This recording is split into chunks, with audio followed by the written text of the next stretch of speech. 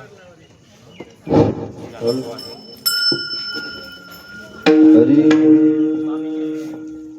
राम कृष्ण हरी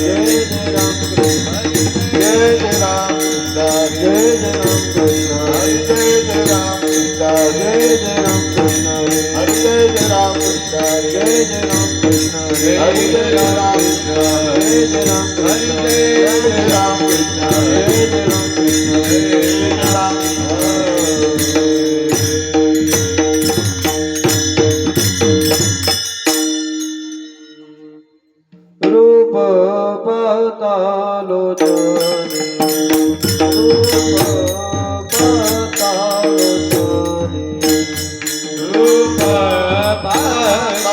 पतालोचनी रूप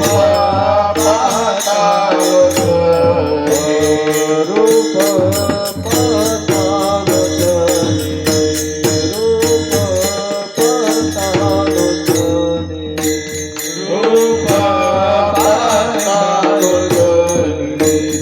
रूप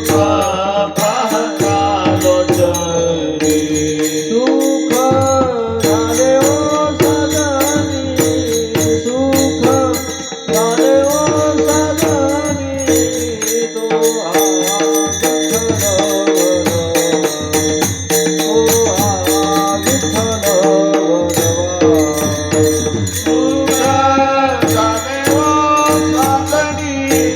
रूप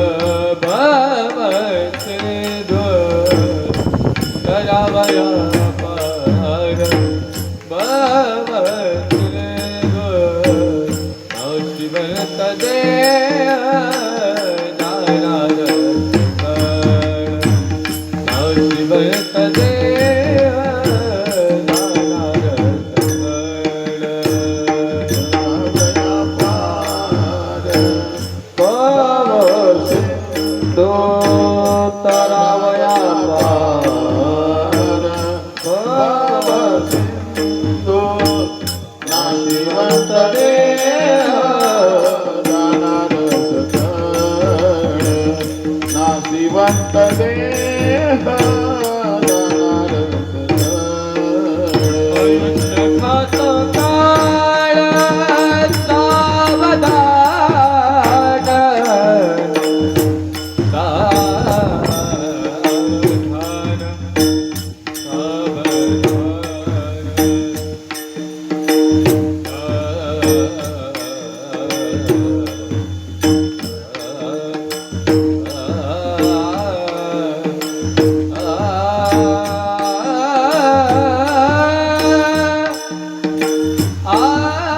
खात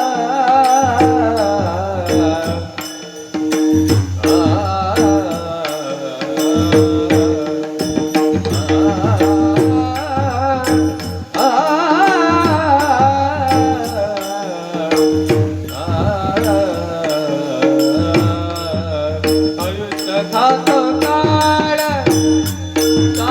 सावधान खात काळ सावधान नाशिवंत देह जाणार सकळ नाशिवंत देह जाणार सकळ जगात काळ सावधान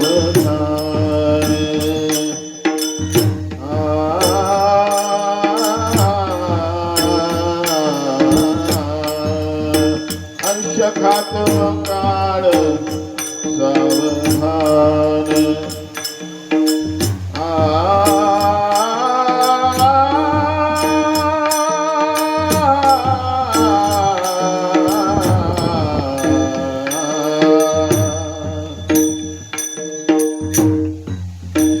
जगात काळ सावधान जगात काळ सावधान नाशिवंत देह जाणार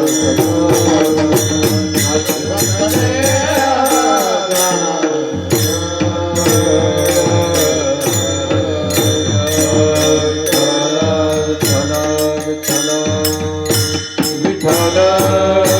विठ्ठल विठ्ठल विठ्ठल विठ्ठल विठ्ठल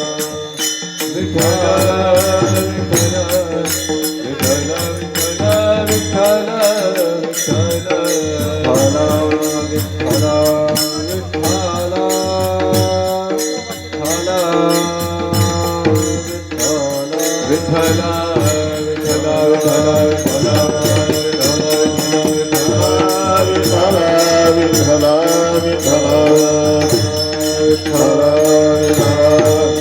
विठ्ठल विठ्ठल विठ्ठल विठ्ठल श्री ज्ञानदेव तुकाराम पंढरीनाथ भगवान की जय ज्ञानेश्वर महाराज की जय आदिशक्ती मुक्ताबाई की जय जगद्गुरु तुकाराम महाराज की जय गुरु रेणुजी महाराज की कुंडलेश्वर भगवान की सब संतन की जय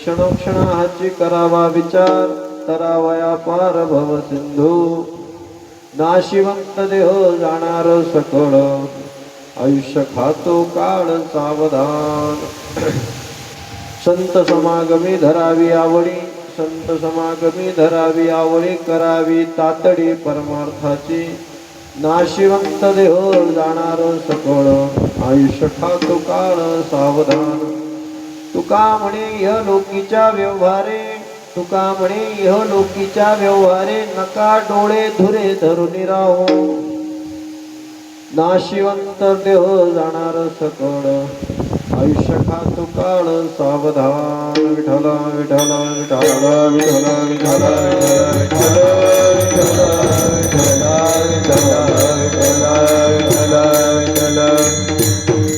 महायोग पीठे तटे भीमरथ्यां वरं पुण्डरिकाय दातुं मुनीन्द्रे समागत्य तिष्ठन्तमानन्दकन्दं परब्रह्मलिङ्गं भुजे पाण्डुरङ्गं पाण्डुरङ्गाकरो प्रथम नमन पाण्डुरङ्गाकरो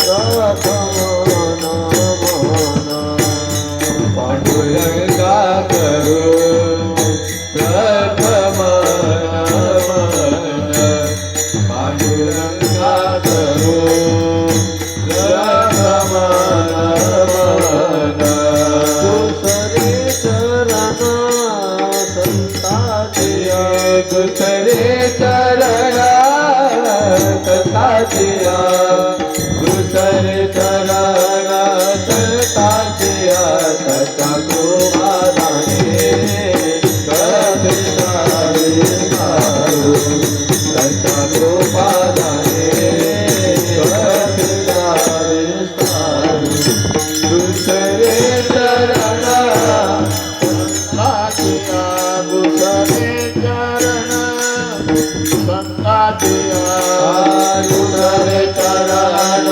संतातिया तथा कुमाराने कथितारे मारू तथा कुमाराने कथितारे मारू नमो ज्ञानेश्वरा निवृत्ती उदारा सोपान देवा मुक्ताबाई नमो त्रिभुवन पावनी आद्यत्रय जननी देवाची संपाद्य ज्ञानं च विधाय भक्ती विलोकितो येन समाधिराजा वैराग्यवन्तं सुविचारयुक्तं नमामि योगं शिरसा गुरुंतम मस्तक माझा पायावरी आवार करी संताच्या प्रतिवर्षा पंढरपुरा येती महाद्वारा हरिभेटी विठ्ठल विठ्ठल विठ्ठल विठ्ठल विठ्ठल विठ्ठल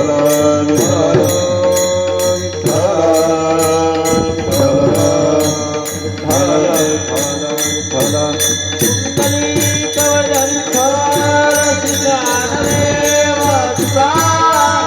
पंढरीनाथ भगवान की जय माऊली ज्ञानेश्वर महाराज की जय आदिशक्ती भूताबाई की जय जेठूजी महाराज की जय धनजी महाराज की जय गुरु नागोजी महाराज की जय गुरु तोताराम महाराज की जय जेठूजी महाराज की जय गुरु राजाराम शास्त्री महाराज की जय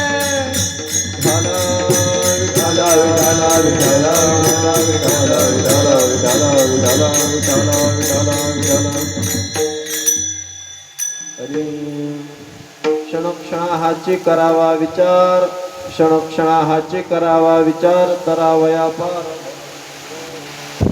नाशिवंत देह जाणार सकळ आयुष्य खातो काळ सावधान प्रस्तुत अकारण करुणा उरुणालय रुक्मिणी प्राण संजीवन जगदाधार पंढरीश पांडुरंग परमात्मा यांचे वैराग्यवंत भक्त देहू निवासी श्री संत जगद्गुरु तुकोबाराय यांचा 4 चरणांचा मनुष्य मात्र जीवाला उपदेश करणारा हा अभंग आज सेवेसाठी घेतलेला आहे. अभंगामध्ये जगद्गुरु तुकोबाराय यांचे यावत मनुष्य जीवाला विचार करण्याचा काय करतायत, एक उपदेश करतायत. काय करा बाबांनो, क्षणोक्षणाहाची करावा विचार. विचार करा. विचार कशाचा करा? तरावया पार भवसिंधू. भवसिंधू पार करण्यासाठी काय करा? विचार करा. का करा? कारण नाशिवंत देह जाणार सकळ. जो देह आपल्याला मिळालाय हा नाशिवंत आहे, तो जाणार आहे.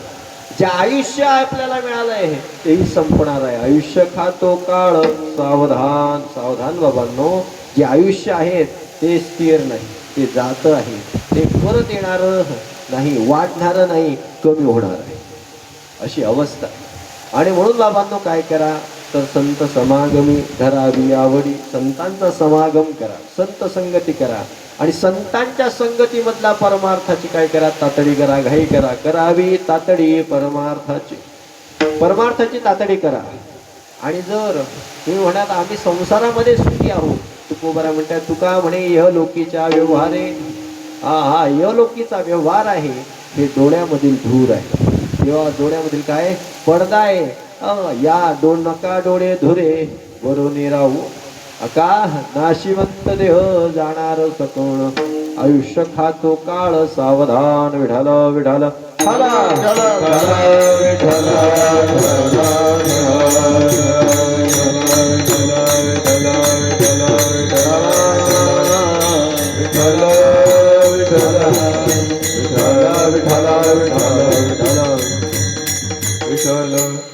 प्रस्तुत कीर्तनरूपी सेवेकरता घेतलेल्या अभंगाचा थोडक्यात भावार्थ वर्णन केला. विस्तृत चिंतन बघण्यापूर्वी कार्यक्रमाचं आयोजन प्रयोजन किम निमित्त आहे आपण सर्व जाणतात.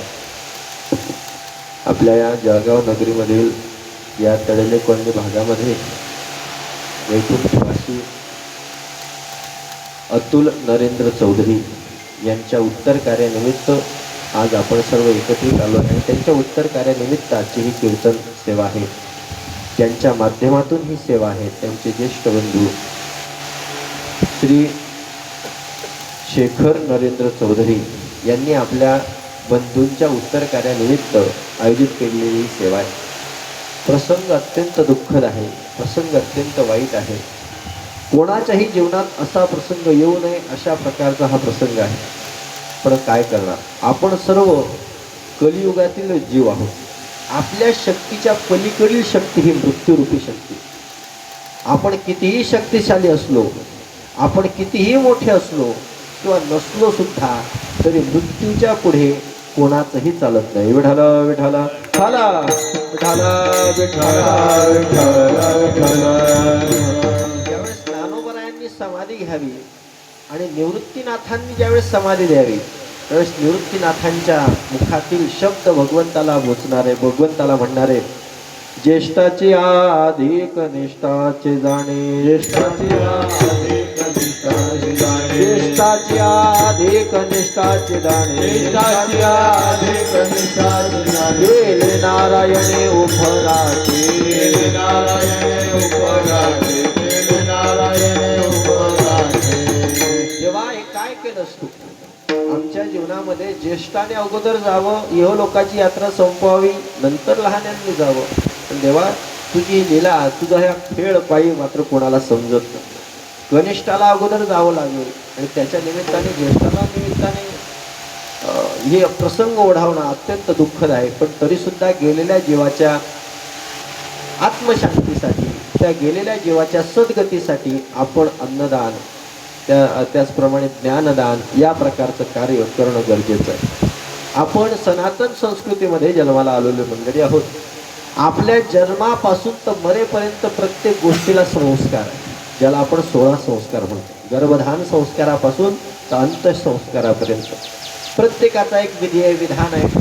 पण आज आपण ज्यासाठी आलोय अंत्यसंस्काराच्या उत्तर कार्याच्या निमित्ताने, या उत्तर कार्याचे काही नियम आहेत जे नेहमी गुरुवर्य महाराज सांगत असतात. कोणाचं उत्तर कार्य किती दिवसांचं केलं पाहिजे लक्षात घ्या.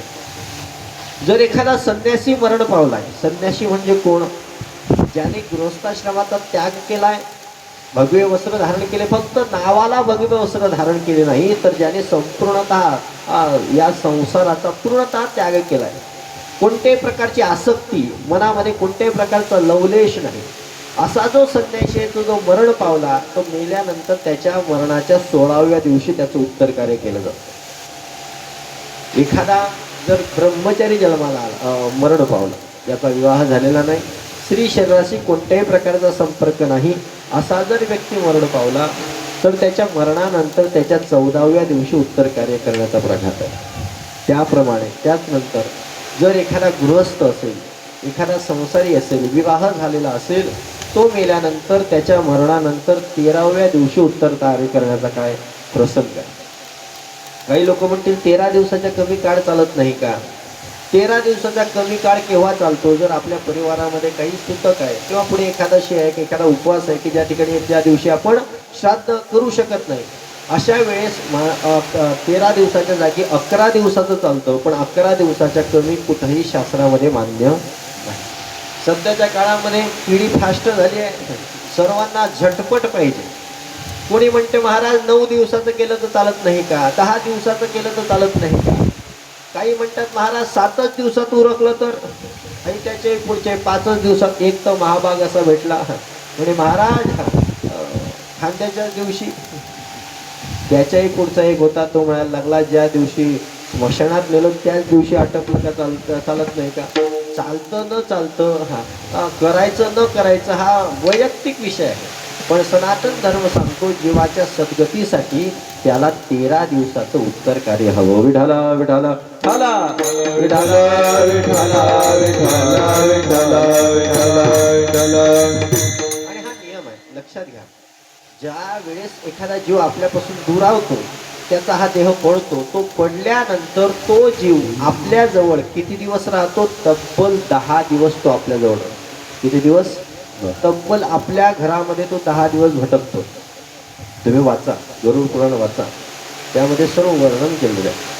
10 दिवस आपल्या घरामध्ये भटकतो आणि त्याच्यासाठी आपण काय करतो? एक कोपऱ्यामध्ये काय लावतो? दिवा लावतो. किंवा त्याच्यासाठी की त्या जीवाला त्या ठिकाणी बसता यावं, राहता यावं, आपला व्यवहार कळावा. त्याला बोलता येत नाही, कोणाला जाणवून देता येत नाही, तो आपल्या आजूबाजूच्या लोकांना बघतोय. जर आपण त्याच्या निमित्ताने जास्त दुःखी झालो तर त्यालाही दुःख वाटतं. त्याच्या निमित्ताने जर नामस्मरण केलं, भजन केलं, चिंतन केलं तर त्याची उत्तम गती प्राप्त होते. म्हणून आपल्या सनातन धर्मामध्ये असा नियम आहे की 16 दिवसापर्यंत आपलं 13 दिवसापर्यंत अन्न घरी शिजत नाही. अन्न शिजत नाही, पण सर्व भाऊबंदकी जमा होते, आजूबाजूची मंडळी भाकरी आणते. पण आणल्यानंतर नुसतं खायचं नाही, तर खाल्ल्यानंतर काय करावं? थोडं हरिनाम, हरिभजन सुद्धा केलं पाहिजे. हरिपाठ असेल, विष्णू सहस्रनाम असेल, गीतेचा पाठ असेल, त्या जीवाच्या निमित्ताने रोज घडला पाहिजे.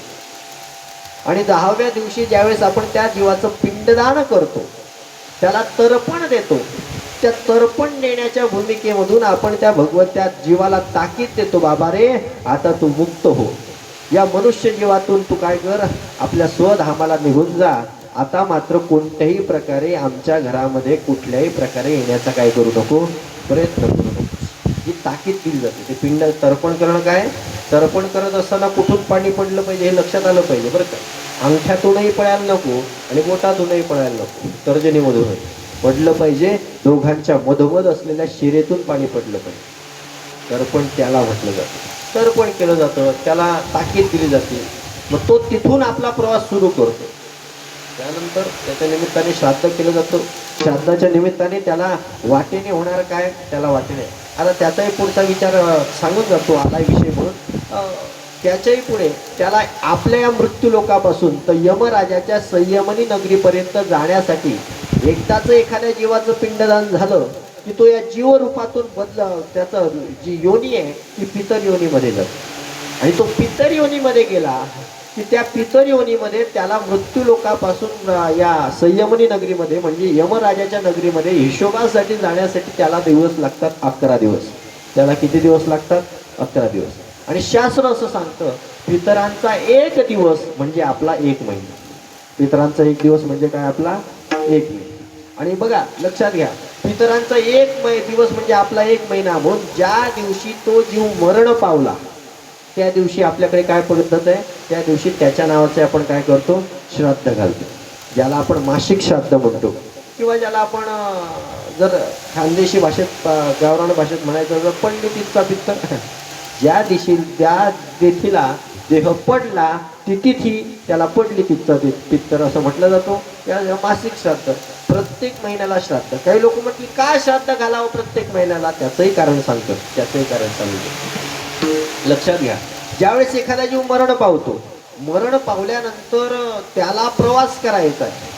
आता त्याने आपल्या जीवनामध्ये काही चांगले कर्म केले असतील, काही वाईट कर्म केले असतील, त्याचा हिशोब कुठं होणार आहे? त्या यमराजाच्या नगरीमध्ये तो चित्रगुप्त त्याचा संपूर्ण कर्माचा हिशोब करणार. ज्याचं त्याचं कर्म ज्याला त्याला भोगल्याशिवाय राहत नाही, की बापाने केलं ना मायेला भोगलं असं होत नाही. ज्याचं त्यालाच आहे, कोणालाही कोणाचं भोगावं लागत नाही. आणि मग तिथं गेल्यानंतर हिशोब होणार आहे. पुण्य जास्त असेल तर स्वर्गाधिक लोक आहे, पाप जास्त असेल तर दुसरे नरक योनी आहे, इतर योनी आहे, काय जे असेल ते आपल्या शास्त्राच्या गतीनुसार आहे. पण जो 11 दिवसाचा किंवा आपल्या दृष्टीने 11 महिन्याचा जो काळ आहे, त्या 11 महिन्याच्या काळामध्ये त्याला कोणत्याही प्रकारचा आहार मिळत नाही वाटेमध्ये. मग तो आहार कोणाला पोचवावा लागतो? त्याची जी मृत्यू लोकांमध्ये संबंधी आहेत त्यांना तो आहार पोचवावा लागतो. मग तो आहार कसा पोचवणार? तर आपण इथं त्याच्या निमित्ताने केलेलं श्राद्ध हे त्याला काय रस्त्याने आहार आहे. दर महिन्याला त्याला आपण आहार पोचवतो. म्हणजेच काय होतं, त्याचं त्या दिवसाचं काय होतं, भरपेट जेवण होतं, त्याचा आहार होतो. त्याच्या निमित्ताने काही लोक म्हणतील महाराज आम्ही इथं एकाला जेवतात, इथं गौरीवर अन्न टाकतात आणि तिथं कसं भेटतं.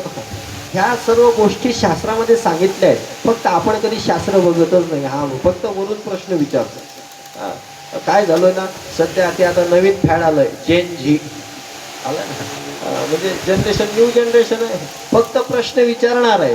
पण प्रश्न विचारण्यासाठी ग्रंथ शोधावे लागतील तेव्हा कळेल. लक्षात घ्या, मी सांगून जातो. जसं आता साधं जर उदाहरण म्हणून सांगायचं झालं, लक्षात घ्या, तुमच्याकडे सर्वांकडे जवळपास मोबाईल आहे. मोबाईल प्रत्येकाकडे आहे. मोबाईल प्रत्येकाकडे असताना जर समजा एखाद्याला तुम्ही मेसेज टाकला, एखाद्याला काय टाकलं, मेसेज टाकला. मेसेज टाकल्यानंतर तो पोचला न पोचला हे तुम्हाला इथं कळतं. पण इथं टाकला आणि तिथं पोचला कसं झालं, तर याचं उत्तर जवळपास विज्ञानाकडे आहे. विज्ञान सांगतं की जर मोबाईलमध्ये आपण इथं मेसेज टाकला की त्याचा सिग्नल आपल्या जवळपासच्या टावर जवळ जाईल, त्या टावरचा सिग्नल आकाशात अंतराळात असलेल्या उपग्रहाकडे जाईल, उपग्रहाकडून तो सिग्नल ज्या व्यक्तीला पाठवलाय त्याच्या जवळच्या टावरकडे जाईल आणि त्या टावरवरून तो सिग्नल त्याच्या मोबाईलमध्ये येईल. आता ही सर्व क्रिया झाली, ही दिसली का आपल्याला? फक्त आपल्याला समजलं हिरवे 2 टिक आले, हा पाहिला आपला मेसेज पाहिला. तसं आपण त्यांच्या निमित्ताने इथं केलेलं श्राद्ध, त्यांच्या निमित्ताने इथं केलेलं तर्पण हे कोण नेणार आहे? तर भगवंतांनी असे काही विश्वदेव नावाचे काही देवता निर्माण केलेले आहेत. किती देवता, मुहूर्ताभिमानी देवता आहेत की त्या मुहूर्ताला केलेलं पुण्यमय कार्य त्या कार्याचं फळ देत असतात.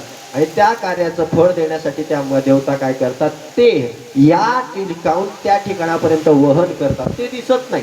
जसं ते बाकीची प्रक्रिया आपल्याला दिसली का, टावर दिसले का, उपग्रह दिसले का, नाही. फक्त काय झालं ना, मेसेज पोचला एवढं दिसलं. तसं पोचलं. मग काही लोक म्हणतील जसं मेसेज पोचल्यावर हिलमेटिक येते, तसं आमचं तर्पण त्यांना प्राप्त झालं हे कसं कळणार?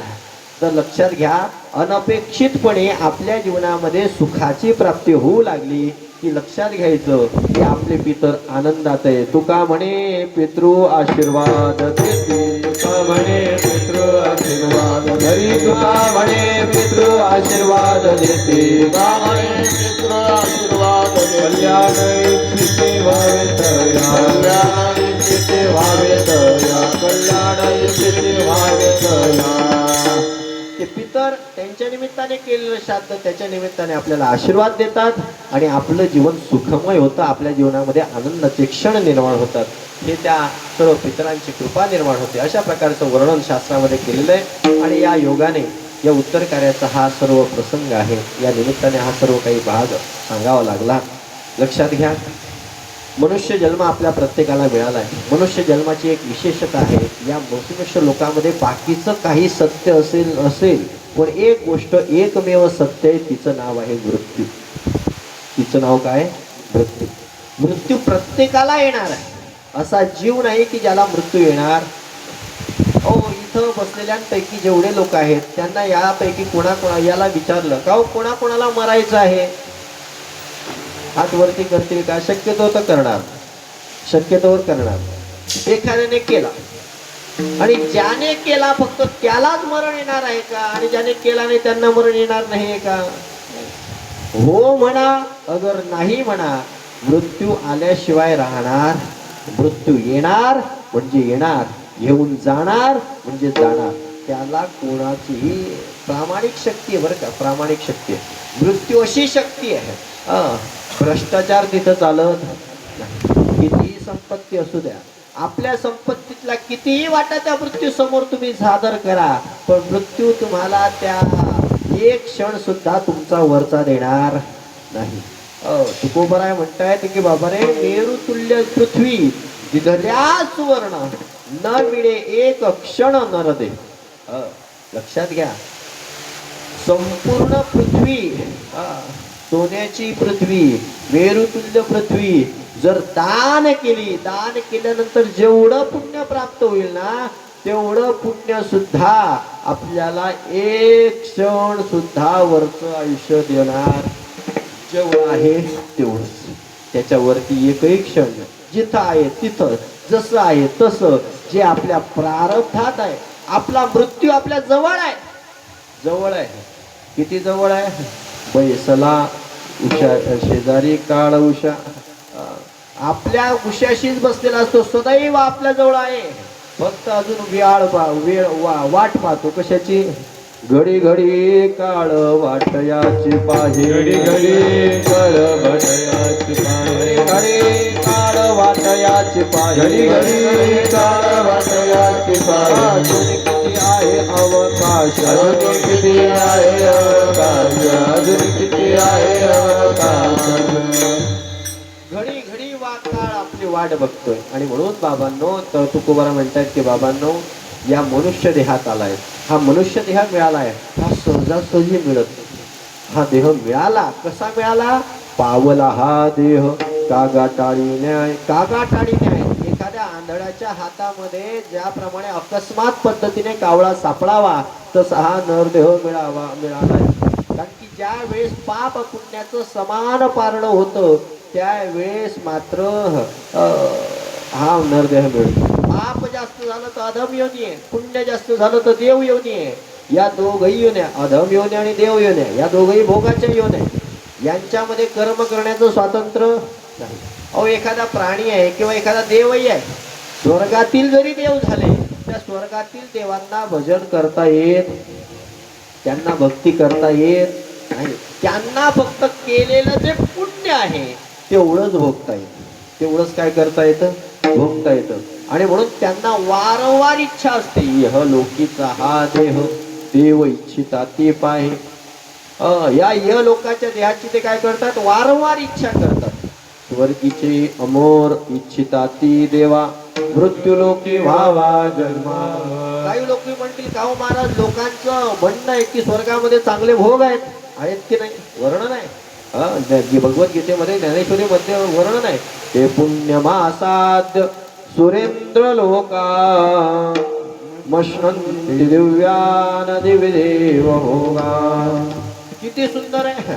आणि अनुबाय वर्णन करताय, अरे जिथं कामधेनूची खिल्लार आहे, चिंतामणीच्या सडक आहे, अमरत्व हे सिंहासन आहे, काय काय नाही तिथं.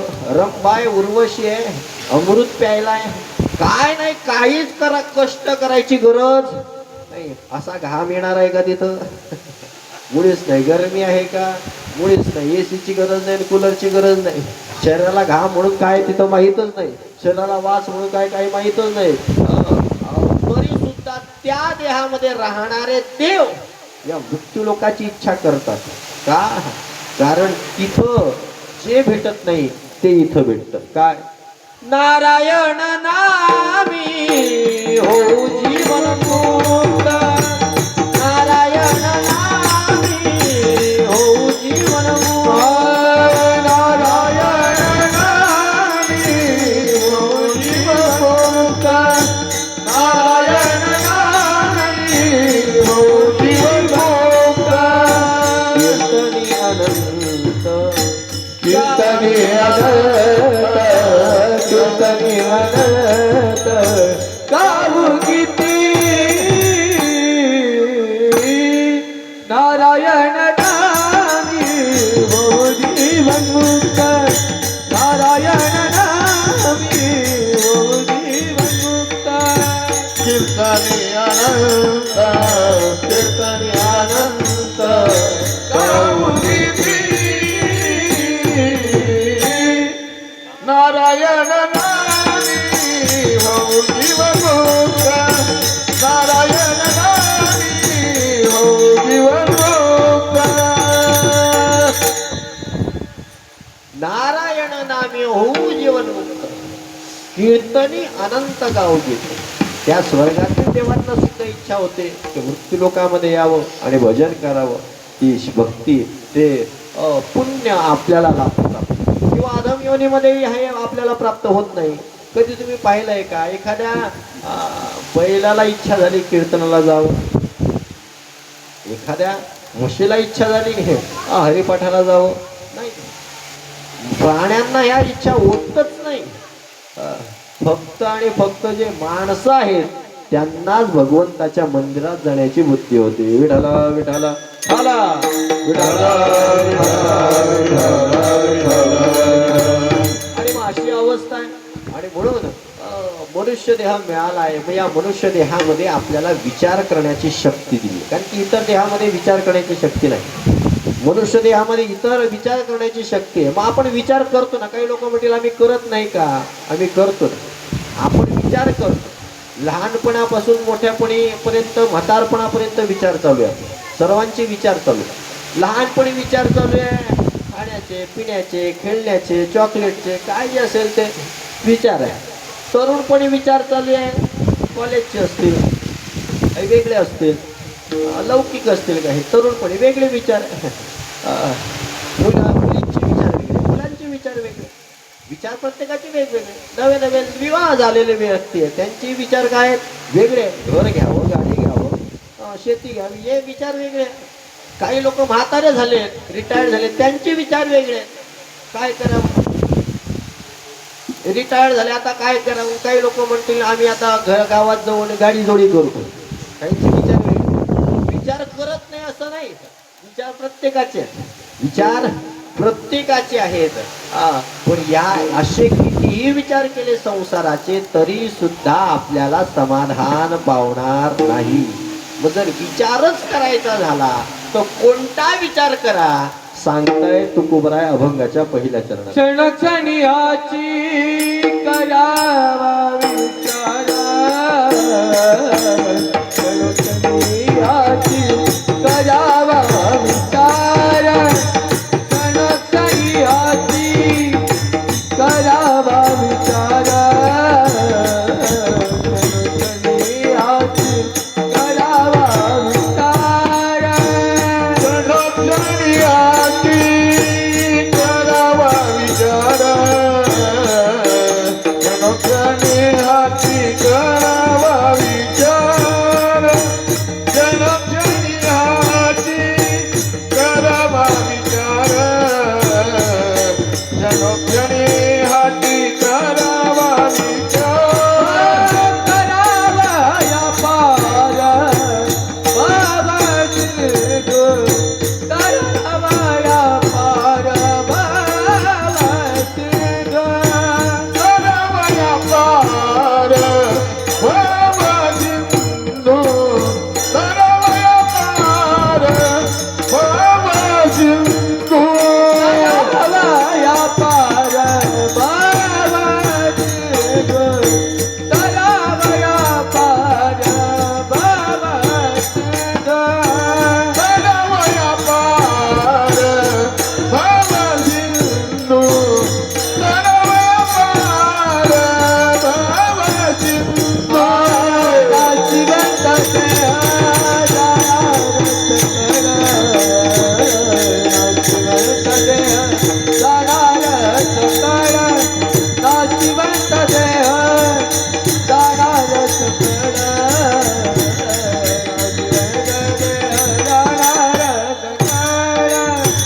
नाशिवंत देह जाणार सकळ, नाशिवंत देह जाणार सकळ, नाशिवंत देह जाणार सकळ,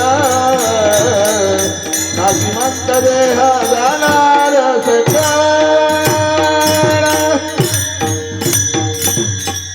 तुकोबराय म्हणतात बाबा रे विचारच करायचा आहे. मनुष्य देह प्राप्त झालाय, बुद्धी दिली आहे, बुद्धीने विचार करायचा आहे. मग सांसारिक विचार करू नका. हो कोणते करा विचार? क्षणोक्षणाची करावा विचार, तरावया पार भव सिंधू. भव सिंधू पार करण्याचा काय केला पाहिजे? विचार केला पाहिजे. पण आता मूळ गंमत आहे हा भवसिंधू म्हणजे काय. विचार करायचा आहे भवसिंधू पार करण्याचा, पण जोपर्यंत भवसिंधूच माहीत नाही तोपर्यंत विचार जमणार आहे का. नाही. मग गोष्ट माहीत तर पाहिजे ना, तेव्हा तो तिचा विचार करता येईल. गोष्ट माहीत पाहिजे. मग भवसिंधू कशाला म्हणतात. सिंधू म्हणजे समुद्र, सिंधू म्हणजे सागर, भव म्हणजे संसार, हा भवसागर. आता भवसागर माहित आहे का तुम्हाला. महाराज आम्हाला बंगालचा उपसागर माहित आहे, आम्हाला अरबी सागर माहित आहे, हिंदी महासागर माहित आहे, अटलांटिक माहित आहे, आर्टिक माहित आहे, हे सगळे महासागर माहित आहे, हे सागर माहित आहे. नवे नवे आम्हाला डेड सी माहित आहे, म्हणजे मृतसागर तोही माहित आहे. सगळं माहित आहे आम्हाला. हा पण हा भवसागर एवढंच काय म्हणे, आम्हाला 9 सागर बी माहित आहे. आता 9 सागरचे गिऱ्हाईक तिथं नसतात, गावाकडे जास्त असतात, पण ते माहिती आहे म्हणे. पण हा भवसागर काय गंमत आहे हे काही माहीत नाही. आता भवसागर काय. भव म्हणजे संसार, आणि भव म्हणजे सागर म्हणजे हा सागर, सागराचा अर्थ समुद्र. आता लक्षात घ्या, संसारूपी समुद्रातून, संसारूपी सागरातून तरुण जाण्याचा विचार करायचा. मग संसारूपी संसाराला सागर का म्हटलं असेल तर लक्षात घ्या, संसाराची अशी परिस्थिती आहे. जसं विचार करा, कल्पना करा. एक गोष्ट तुम्हाला मी सांगतो. तुम्ही नावेमध्ये बसलेत. कोण कोण बसलंय का आज इथं बसलेल्यांपैकी नावेत कोणी बसलंय का. नावेत बसलेत ना. बरोबर. एक दोन ज्यांना नाही त्यांनी कल्पना करा. समजा आता काय करणार. जे नावेत बसले त्यांना माहिती आहे नावेत बसलेले आहेत. पण नावेत बसलेत, पण नावेमध्ये फक्त तुम्ही एकटे. किती आहे. फक्त एकटे. तुम्हाला पोहता येत नाही. नावेच्या आधाराने तिथं आहेत, पण तुम्ही ज्या ठिकाणी तुमची नाव आहे तो समुद्राचा मध्य अंतर आहे. समुद्राचा काय मध्यभाग आहे. किनारा दूर पर्यंत दिसत नाही. कोणताच आवाज येत नाही. आवाज फक्त कशाचा आहे. समुद्राचा आहे. आणि अशा अवस्थेमध्ये जीव घाबरेल का आनंद वाटेल. मनुष्य घाबरतो. अहो काही घाबरवण्यासारखी गोष्टही नव्हत्या. फक्त काय होती, एकांत होती, शांतता होती. तरी माणूस काय करतो, घाबरतो. कारण की ती भयान शांतता आहे, ती दुःख देणारी शांतता आहे. तशा प्रकारे संसार हा असा आहे. संसारामध्ये भरपूर प्रकारचा पाणी आहे, भरपूर मोठा आहे हा संसार. या संसाराच्या मध्ये आपण या शरीररूपी नावेने मध्यस्थ उभे आहेत. पण याचा जर काठ आपल्याला दिसत नाहीये, याचा जर तीर आपल्याला दिसत नाहीये, तीरावर जाण्याचा आपला मार्ग दिसत नाहीये, तर ही भयावह परिस्थिती आहे, भीतीची परिस्थिती आहे. आणि ही भीतीची परिस्थिती प्रत्येकाच्या अंतःकरणात निर्माण होते. म्हणून हा भवसागर आहे. विठाला विठाला हाला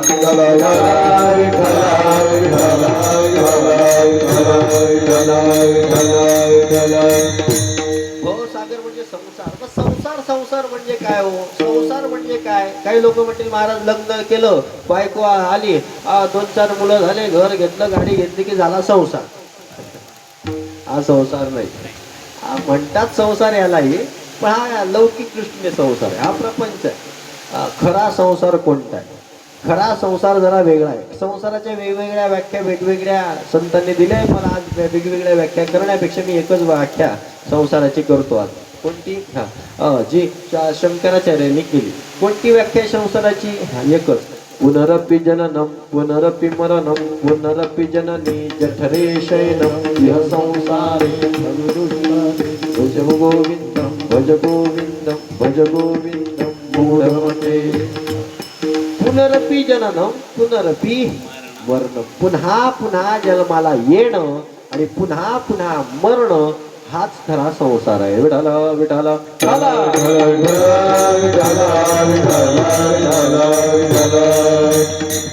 काही लोक म्हणतील जन्माला येणं आणि मरण काय विशेष आहे म्हणे. भरपूर जन्म आम्ही घेऊ आणि भरपूर दार मरू, त्यात काय विशेष झालं. हा तुम्हीच तर म्हणता ना मरण म्हणजे काही मोठं गोष्ट नाही नाही ना मरण म्हणजे काय वासांश जीर्णानी यथा व्याय नवाने गृह्णाती नरोपरान तथा शरीराने विहाय जीर्णानी शरीराती नवानी देही जसं एखादं जीर्ण वस्त्र झालं एखादे कपडे जीर्ण झाले आपण आपल्या भाषेत फाटले असे फाटलेले कपडे जुने झालेले कपडे आपण काढून टाकतो आणि नवीन वर्ष काय करतो परिधान करतो तसा हा देह टाकून द्यायचा दुसरा देह धारण करायचा एवढं काय जन्म मृत्यूचा विशेष आहे एवढं सोपं आहे म्हणायला सोपं आहे हो पण अनुभवायला अत्यंत कठीण आहे बरं का जोपर्यंत या देहाची आसक्ती आहे ना तोपर्यंत मरणही कठीण आहे आणि जन्मही कठीण आहे विठाला विठाला विठाला विठाला विठाला या देहाच्या जन्माच्या वेळेसही प्रत्येकाला दुःख आहे प्रत्येकाला दुःख आहे काही लोक म्हणतील कसं दुःख आहे हो साधी गोष्ट मी उदाहरण म्हणून सांगतो तुम्हाला आपण सर्व जन्माच्या वेळेस आईच्या गर्भातून आलो बरोबर आहे की नाही आईच्या गर्भातून जन्माला आलो आता आईच्या गर्भात ज्यावेळेस होतो त्यावेळेस किती दिवस होतो 9 महिन्याचा काळ आहे 9 महिन्याच्या काळामध्ये आपण आईच्या गर्भात होतो आता आईच्या गर्भामध्ये किती दुःख होतं काही लोक म्हणतील आम्हाला आठवत नाही किती दुःख होतं आठवत नाही म्हणून संत सांगतात या संतांच्या या आईच्या गर्भामध्ये किती दुःख आहे काय सांगू गर्भीची यातना मज भोगिता नारायणा मांस मळमूत्र जाणा तुझ क्षणोक्षणा ध्यात असे गर्भाची यातना अत्यंत कठीण आहे किती कठीण आहे 9 महिने आईच्या पोटात आहेत त्यावेळेस कशी अवस्था आहे ज्ञानोबा वर्णन करतात मातेच्या उदर कोरी पचोनी विष्टेच्या दातरी उकडोनी 9 मासांतरी जन्मोनी मरे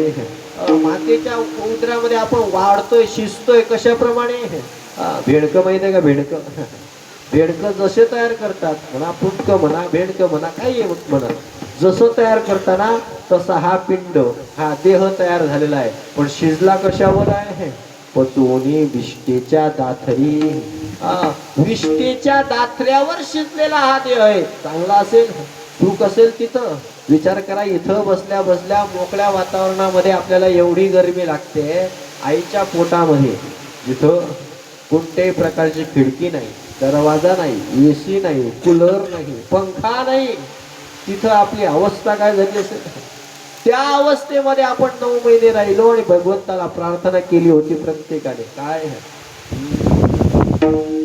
एक वेळ करी या दुखावे गडे एक वेळ करी या दुखावे गडे एक वेळ करी या दुखावे गडे एक वेळ करी या दुखावे गडे एक वेळ करी या दुखावे गडे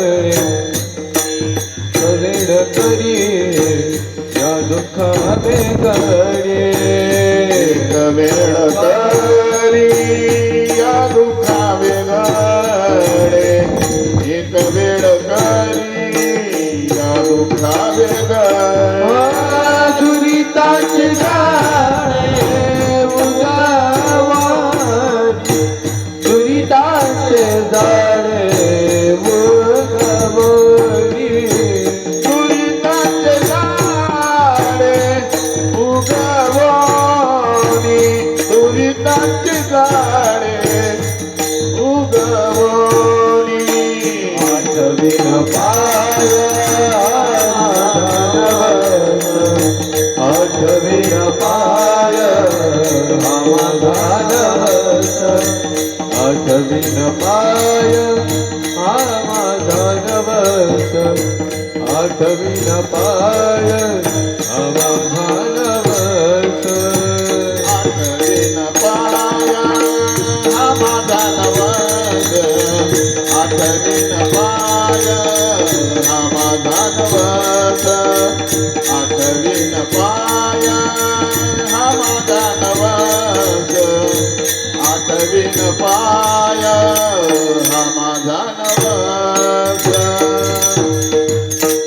आठवीन पाय हा माझा नवस केव्हा त्या दुःखामध्ये जे आपण वेवळतो एक वेळ करी या दुःखा वेगळे, एक वेळ करी या दुःखा वेगळे, अशी अवस्था आपली नेवळते. जन्माच्या वेळेसही दुःख आहे, मरतानाही दुःख आहे. मरताना किती दुःख आहे?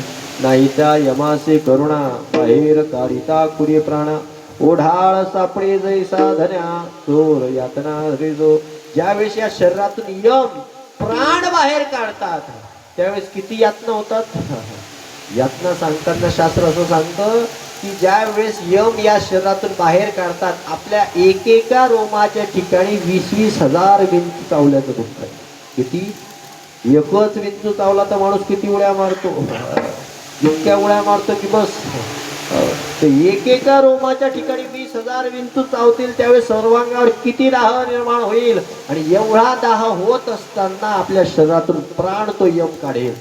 मग जर निघले व्यवस्थित तर बरं, नाही तर मग पुढे मारिती जोड येते तोड येते निष्ठूर. नाही त्या यमासे करुणा बाहेर काढिता कुणी प्राण्या, ओढाळ सापडे जैसा धन्या चोर यातना धरी देतो. अशी अवस्था आहे. मृत्यूच्या वेळेसही दुःख आहे, जन्माच्या वेळेसही दुःख आहे. हा भवसागर साधा नाही, सोपा नाही. आणि म्हणून लक्षात घ्या, आपण काय केला पाहिजे? वारंवार विचार केला पाहिजे. माणसं विचार करत नाही का? करतात ना, पण रिकामा विचार जास्त करतात. ज्या विचार करूच नाही त्या विचाराला जास्त काही गरज आहे का? काही गरज नाही. मी नेहमी एक उदाहरण सांगतो. जुने कीर्तनकार सांगायचे, एका गावामध्ये एक मुलगा होता. त्या मुलाला जास्त काही काम नव्हतं, बिचारा सुशिक्षित होता पण बेरोजगार होता. आणि म्हणून चौकामध्ये बसलेला असायचा. आणि त्याच्या घराजवळ म्हशीचा एक काय होता, कुंड होता, गोठा होता. त्या ठिकाणी नेहमी म्हशी ये जा करत होत्या. एका दिवशी काय झालं त्याला काय माहित, एक म्हैस दिसली, त्या म्हशीच्या जवळ गेला आणि म्हशीच्या शिंगामध्ये याने डोकं घातलं. आता शिंगात, आता ती म्हैस होती गोट्या शिंगाची, त्याच्या शिंगामध्ये याने डोकं घातलं. म्हशीला काहीतरी विचित्र झाल्यासारखं वाटलं. ती उधळली, म्हैस कुदायला लागली. आता म्हैस कुदायला लागली.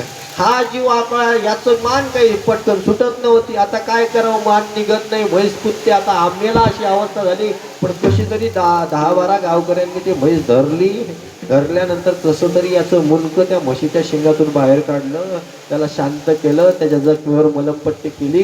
इकडे शहाणा माणूस त्याच्याकडे आला, म्हणायला लागला, का रे बाबा, काही तुला डोकं वगैरे आहे रे? काही करताना काही विचार करतो? म्हशीच्या डोक्यात कोण, शिंगात कोण डोकं घालतं म्हणे, रिकामं. तो म्हणायला लागला, म्हणे काका तुम्ही गुपचूप बसा. म्हणे का?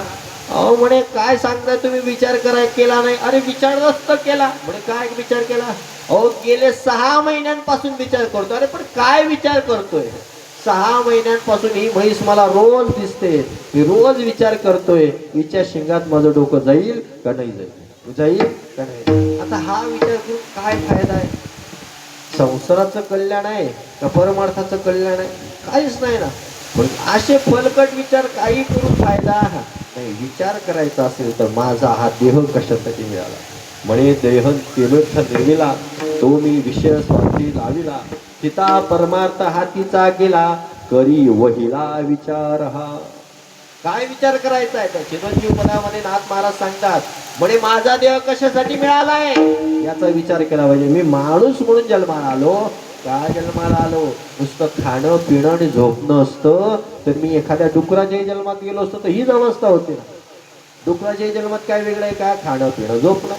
एखाद्या कोणत्याही प्राण्याच्या जन्मात गेलो असतं हीच अवस्था. मी माणूस म्हणून जन्माला आलो. काय काही लोक म्हणतील माणूस म्हणून जन्माला आलो घर बांधण्यासाठी. घर बांधण्यासाठी जन्माला आलो तुम्ही? विचार करा. अहो आपलं घर तर काहीच नाही हो. आपलं घर काय सुंदर आहे? काही सुंदर नाही. तुम्हाला घर बांधण्यासाठी तुम्हाला तर काहीच बांधता येत नाही. तुम्ही त्या बिल्डरच्या आणि कामगाराच्या भरोसे तुम्हाला तरी बांधता येतं का घर? पण जिला स्वतःला बांधता येतं ती कोण आहे? खोप्यामध्ये खोपा सुगरणीचा चांगला, एका खोप्यासाठी जीव तिने झाडाले टांगला.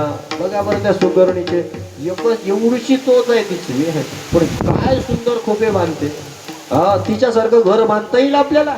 घर बांधायचं आपल्याला मोठा तोरा लागतो, मी बांधलं मी घेतलं. काय मोठं आहे, तिच्या एवढं नाही. मग आपलं काय मोठं घर आहे. काही लोक म्हणतील नाही मग घर. तर आम्ही काय केलं म्हणे, आम्ही मुलं जन्माला घातले. काय पुरुषार्थ आहे मुलं जन्माला घालण्यामध्ये? मुलांना जन्माला घालण्यामध्ये पुरुषार्थ काय? अरे याच्यामधला पुरुषार्थ पाहायचा असेल तर कुत्री आणि डुकरींचा जास्त आहे. म्हणायला गेला, विचार करायला गेलं तर आपल्यापेक्षा मुलं संतान त्यांना जास्त आहे का आपल्याला आहे? अरे त्यांच्या एकेका फिगेला 12 14 आहे हो. एकेका खेपेला अशी अवस्था आहे. मग आपल्याकडे काय पुरुषार्थ? मनुष्य देह फक्त या बाकीच्या गोष्टींसाठी नाही. मनुष्य देह मिळाला आहे फक्त कशासाठी? देवे दिला देह भजना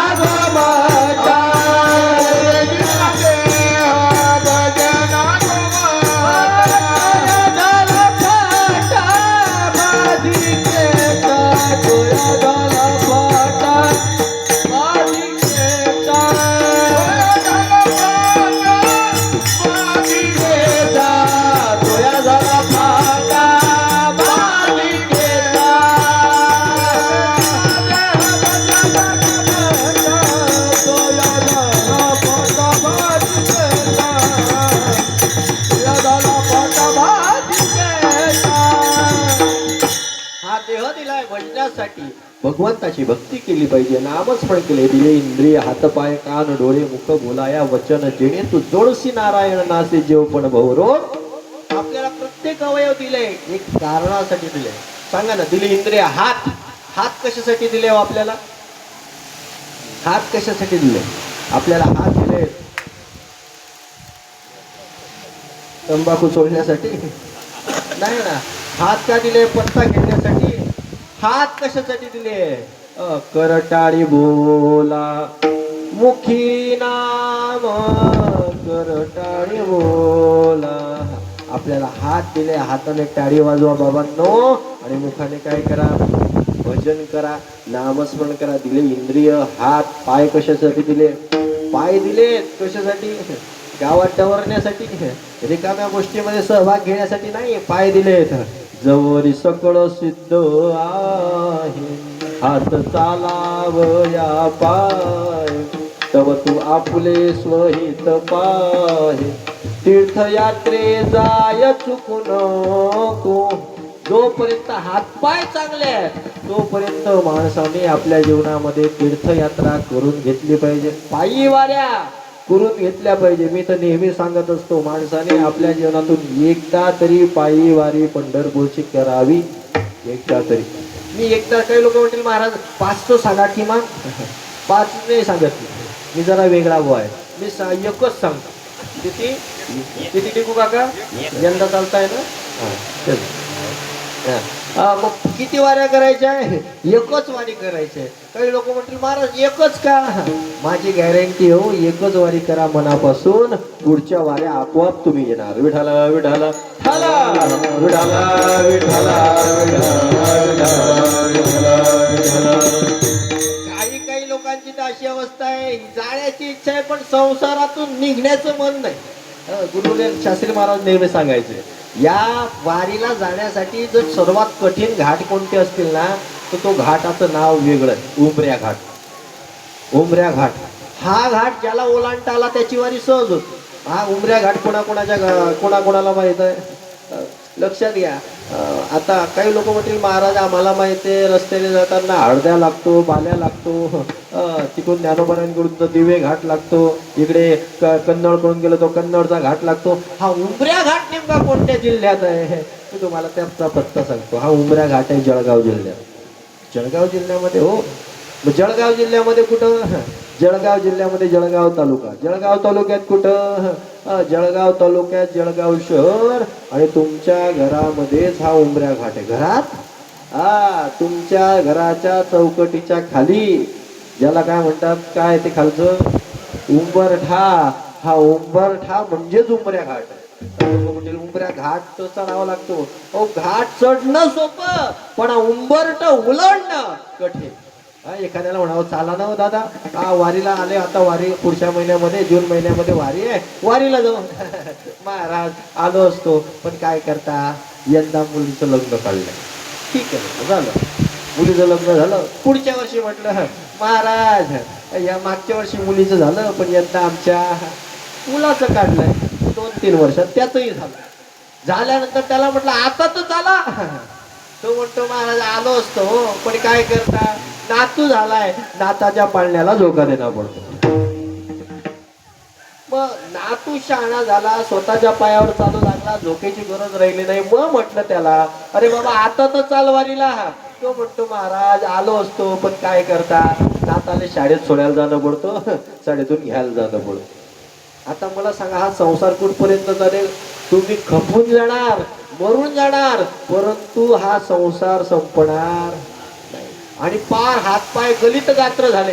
नवीन नवीन मी तर नेहमी सांगतो पार पेंग्विन सारखे चालायला लागले असे वाकडे तिकडे. मग म्हणता महाराज आम्हाला वारी करणी होती. आता कशाला डोंबल्याची वारी करतो बाबा, आता घरी बैस ताईचं बैसोनी करा एक चित्त आळंदवी आनंद. या जन्मात माझा तुझ्या जीवनातला वारीचा आनंद गेला. जवरी सकळ शेत हात पाय चांगलेत ना तोपर्यंत वारी करून घ्या. वारी केल्याचं पुण्य साधारण नाही, सोपं नाही, लक्षात येत नाही, गेल्याशिवाय कळत नाही. जसं जावे त्यांच्या वंशा देवाकडे, तिथं गेल्याशिवाय करत नाही. जसं मेल्याशिवाय स्वर्ग दिसत नाही, तसं वारीत गेल्याशिवाय वारकऱ्याचा आनंद नुसतं पाहून देखून ऐकून कळणार नाही. विठाला विठाला ठाला विठाला विठाला आणि अशा प्रकारे भगवंताचं हात दिले, पाय दिले, कान दिले. कान कशासाठी दिले हो? कान भांडणं ऐकण्यासाठी का चुकल्या ऐकण्यासाठी का निंदा ऐकण्यासाठी दिले का? नाही. कानाने काय केलंय? कान तुम्ही घ्या रे सुख. कानाने काय केलंय? तुम्ही भगवंताचे गुण ऐकायचंय, भगवंताचं नाम वर्णन ऐकायचंय. कृष्ण विष्णू हरी गोविंद या नामाचे निखळ प्रबंध, माझी आत्मचर्चा विशद उदंड गाठी. अशा प्रकारची कीर्ती आपल्या कानाने ऐकायची, भगवंताचं नाम ऐकायचंय, गुण ऐकायचं, लीला ऐकायचंय. आणि अशा प्रकारे कानाला हे काम. डोळ्यांना काय काम आहे? डोळे तुम्ही घ्यावे सुख, डोळे तुम्ही घ्यावे सुख, डोळे तुम्ही घ्यावे सुख, डोळे तुम्ही घ्यावे सुख. पाहावे तोमाचे सुख, पाहावे सुख,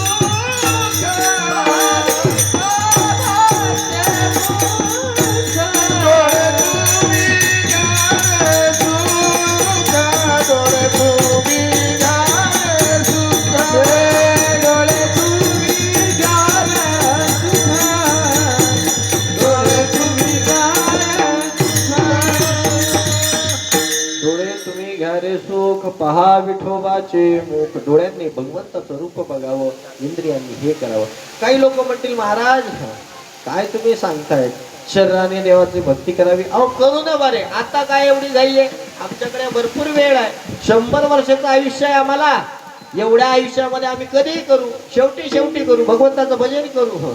पण तुकोबराय म्हणतात की बाबा रे, ज्या शरीराच्या, ज्या आयुष्याच्या भगवंताने, ज्या देहाच्या भरोशाने तू एवढा म्हणतोय की पुढे करू, तो देहाची परिस्थिती कशी आहे तुला माहित आहे का? म्हणजे कशी आहे? अभंगाच्या दुसऱ्या नाशिवंत देह, नाशिवंत देह, नाशिवंत देह जाणार नाशिवंत देह, नाशिवंत देह, नाशिवंत देह जाणार नाशिवंत देह, नाशिवंत देह, नाशिवंत देह, नाशिवंत देह जाणार आयुष्य खात काळ सावधान, आयुष्य खात काळ सावधान, सावधान.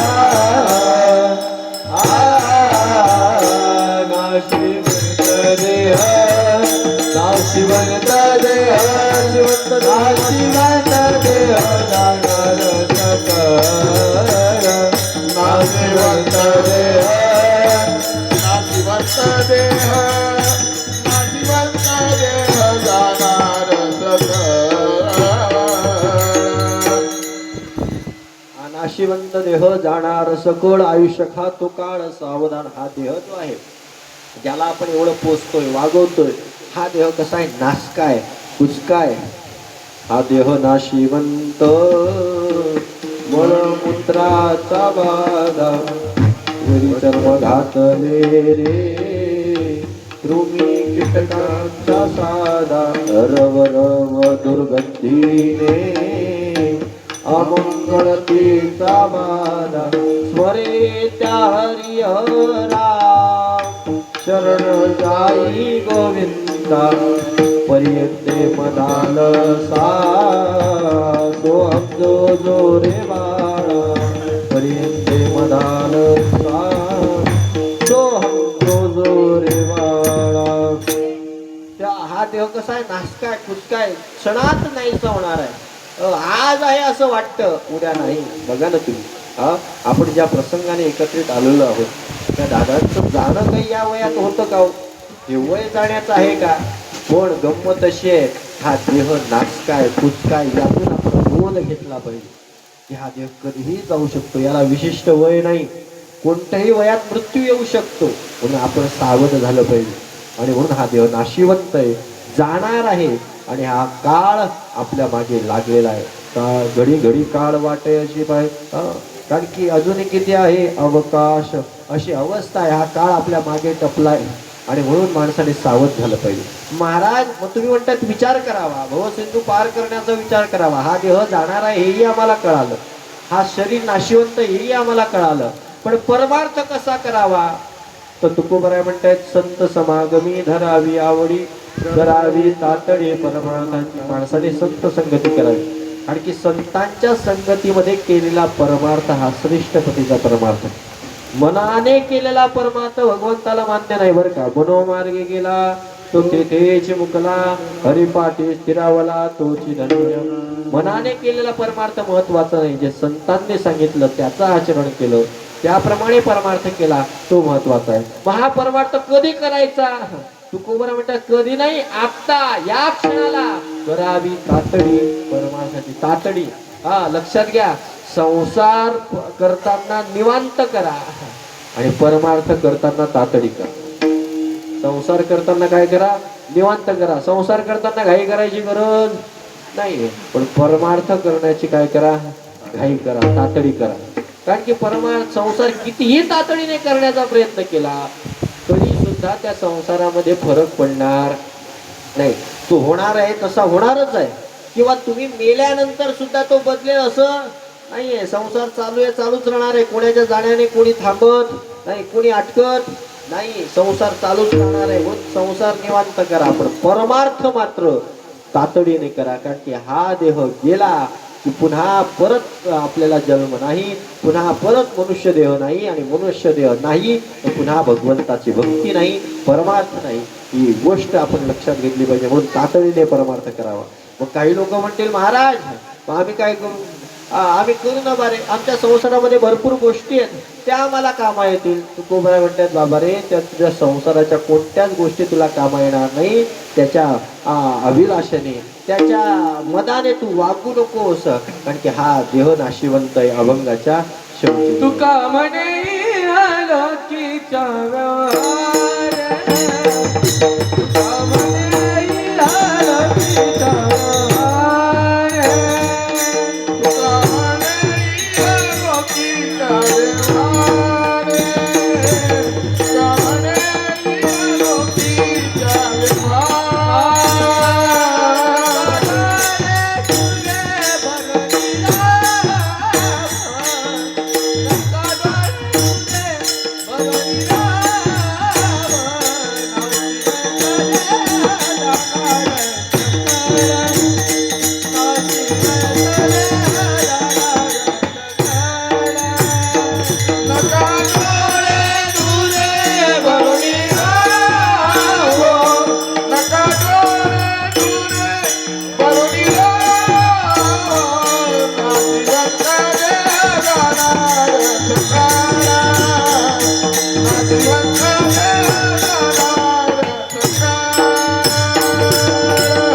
विठोबा रखुमाई, विठोबा रखुमाई, धोबार कुमार हरे धोबार कुमार धोबार कुमार धोबार कुमार धोबार कुमार धोबार कुमार धोबार कुमार धोबार कुमार धोबार कुमार धोबार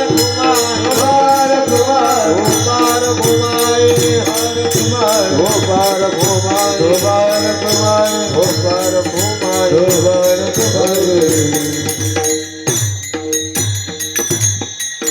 नका डोळे धुरे भरू नये तुकोबरा म्हणतात तुका म्हणे य लोकीच्या व्यवहारे नका डोळे धुरे भरू नये माणसाला गर्व असतो अहंकार असतो कशाचा असतो तारुण्याचा अहंकार असतो मनुष्याला अहंकार असतो संपत्तीचा अहंकार असतो मनुष्याला अहंकार असतो आपल्या प्रसिद्धीचा आपल्या नावलौकिकाचा अहंकार असतो मनुष्याला अहंकार असतो आपल्या संपत्तीचा अहंकार असतो आजपर्यंत कुणाचंही शरीर टिकलं नाही तारुण्य टिकलं नाही कुणाचंही प्रसिद्धी टिकली नाही कुणाचंही नवे नवे सांगायला गेलं तर संपत्ती सुद्धा टिकली नाही शरीरावालेही गेले संपत्तीवालेही गेले आणि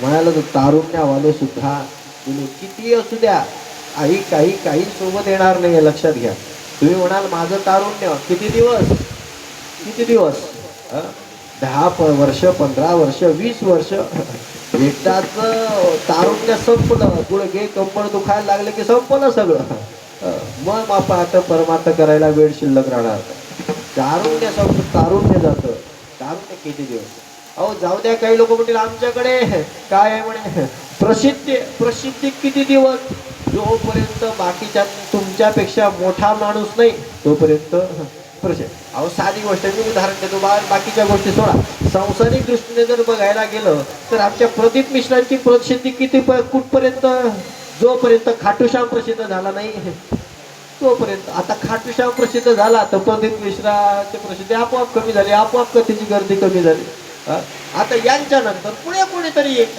प्रसिद्धी बदलत असते हो प्रसिद्धी बदलत असते श्रद्धा बदलत असते माणसाच्या श्रद्धा फिरतात विश्वास फिरत नाही विठाला विठाला